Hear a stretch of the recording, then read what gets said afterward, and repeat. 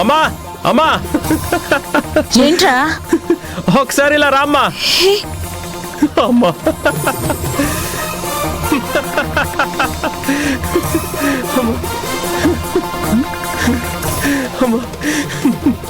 Room అంతా చిందరవందరగా ఉంది. శ్రావ్య మొహం కోపంతో చిందులేస్తోంది. నువ్వేమో నవ్వుతున్నావు. అసలేం జరిగిందిరా?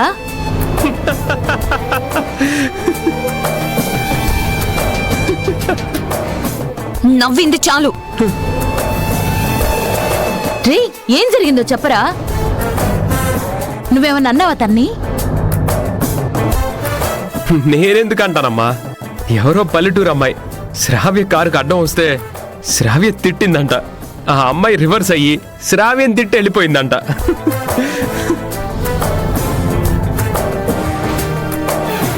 కూలి పని చేసుకునే అమ్మాయితో తిట్టించుకున్నందుకు హర్ట్ అయింది తను.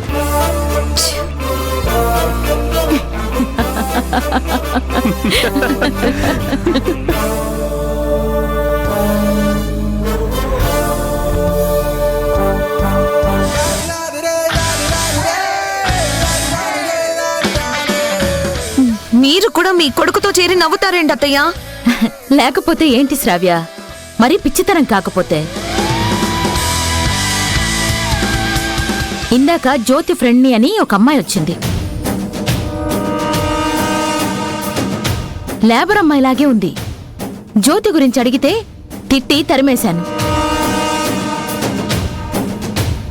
నీలాగా నా కోపం వచ్చిందా చెప్పు? కూలి పని చేసుకునే వాళ్ళు అలాగే మాట్లాడతారు. వాళ్ళు పెరిగిన వాతావరణం అలాంటిది. తప్పమ్మా, అందరూ అలా ఉండరు. ఇందాక కారు చెడిపోయి నేనక్కడ నిలబడి ఉంటే అలాంటి అమ్మాయే నా దగ్గరకు వచ్చింది. నా మొహం చూసి నా కష్టం చెప్పింది. నా చెయ్యి చూసి ఇంట్లో ఉన్న సమస్య చెప్పింది. నాకున్న కాలు నొప్పి కూడా కనిపెట్టేసింది.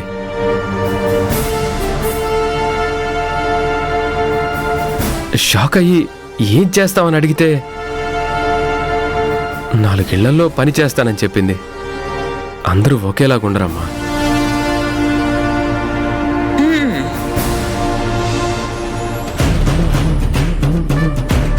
ఆ మొహం ఎప్పుడైనా అద్దంలో చూసుకున్నావేటే?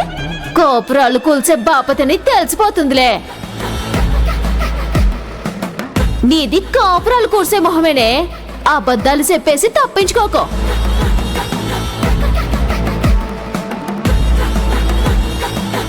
ఏమైంది శ్రావ్య? ఏం లేదు. శ్రావ్య, ఏంటిది? కోపానికి విలువ ఉండాలి. ఆ కోపం మనకి వరం, ఎదుటి వాళ్ళకి శాపం అవ్వాలి. ఆఫ్టర్ ఆల్ రోడ్డు మీద విషయాలు మనసులో పెట్టుకుని ఇంటి దాకా మోసుకురాకూడదు. ఆ భారాన్ని బుర్రలో భరిస్తూ చిరాగ్గా ఉండకూడదు. అదంతా వదిలే. అనవసరమైన విషయాలు అంతగా పట్టించుకోకు శ్రావ్య. నీ ధ్యాసంతా కేవలం రాజీవ్ని కేర్ తీసుకోవడం మీద మాత్రమే ఉండాలి. ఈ రోజు నుంచి రాజీవ్ ఒంటరిగా ఎక్కడికి వెళ్ళకూడదు. ఖచ్చితంగా నువ్వు తోడు వెళ్లాల్సిందే. మీరిలాగే అంటారు. రాజీవ్ తన పాటికి తను ఒంటరిగా వెళ్ళిపోతున్నాడు. ఇక నేనెలా కేర్ తీసుకోను? నేనెలా తోడుగా వెళ్ళను? ఇక నుంచి అలా ఉండదులే.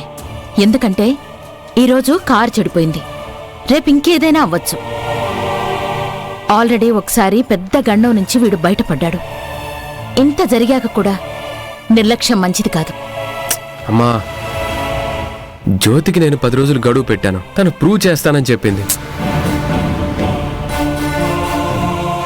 ఈ 10 రోజులు నేను తోడుగా శ్రావ్యం తీసుకెళ్ళినా, లేదంటే చేతులు కట్టుకొని గడి పెట్టుకుని ఇంట్లో కూర్చున్నా, ఆ నమ్మకం నిజమా అబద్ధమా అని జ్యోతి ఎలా ప్రూవ్ చేయగలదు? నువ్వు దాని మాటలు నమ్ముతున్నావా? అమ్మని నమ్మవా? ఇక్కడ నమ్మకం జ్యోతి మీదో అమ్మ మీదో కాదమ్మా.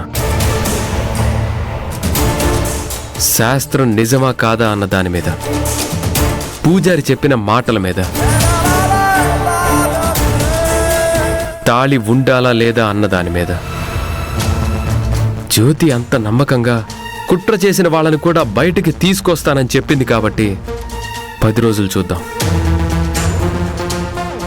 జ్యోతి చాలా తెలివిగలదే. నిజంగానే కుట్ర చేసిన వాళ్ళ గురించి కనిపెట్టిందనుకో, నీలాంబరాంటితో పాటు నా గురించి కూడా తెలిసిపోతుంది. అలా జరగడానికి వీల్లేదు. ఇంత జరిగినా కూడా నువ్వు ఆ జ్యోతిని వెనకేసుకొస్తున్నావు. నీ పద్ధతి నాకేం నచ్చలేదురా. అమ్మా, నీ భయం నాకు ఆంక్షలు పెట్టాలని చూస్తుంది. నా లాజిక్ నిజం బయటికి రావాలని ఆరాటపడుతుంది.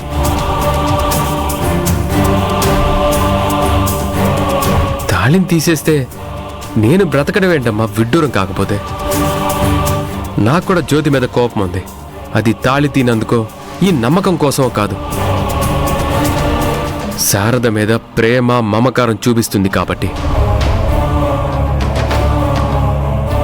తనని వదిలి దూరంగా వెళ్ళలేకపోతుంది కాబట్టి.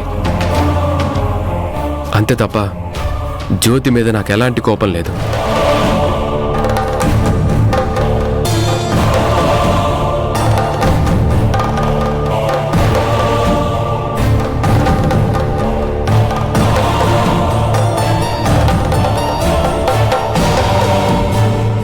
రాజీవ్ ఏంటి ఇంత షాక్ ఇచ్చాడు? ఏదైనా సలహా తీసుకుందా అంటే సమయానికి నీలాంబరి ఆంటీ కూడా లేదు.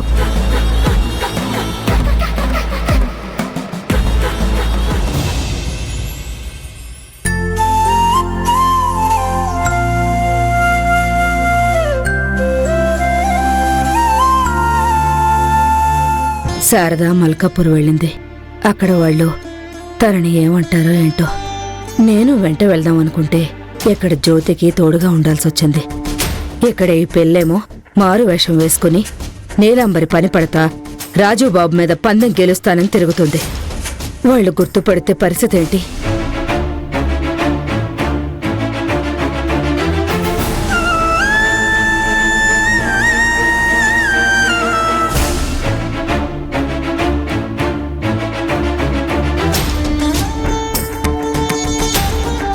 వంట చేస్తున్నావు జల్జత్తా? అవును జ్యోతి. ఏం కూర? చామదుంప పులుసు పెడుతున్నా. వంట అయిపోవచ్చింది. నువ్వు స్నానం చేసొస్తే తినేద్దాం. మల్కాపూర్లో ఎవరున్నారు జల్జత్తా?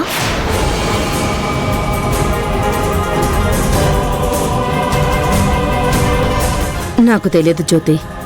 ఇప్పటిదాకా నిజం దాచావు, ఇప్పుడు అబద్ధం కూడా చెప్తున్నావా? మరేం చేయమంటావు జ్యోతి? శారదేమో ఎవ్వరికి చెప్పొద్దని నా చేత ఒట్టు వేయించుకుంది. నువ్వు అడుగుతుంటే నీకు చెప్పలేక, శారదకిచ్చిన మాట తప్పలేక నేను నలిగిపోతున్నాను. మీరిద్దరూ నా దగ్గర ఎందుకు దాస్తున్నారు, ఏం దాస్తున్నారో అర్థం కావట్లేదు. మీరు ఉన్నది ఉన్నట్టు చెప్తేనే కదా నా పని సులువయ్యేది. అది నాకు అర్థమవుతుంది జ్యోతి. కాని శారదను కాదని నేను నీకు ఏమీ చెప్పలేకపోతున్నాను. ఇలా అయితే ఎలా జల్జత్తా? చెప్పటానికి శారదమ్మకి ప్రాబ్లం,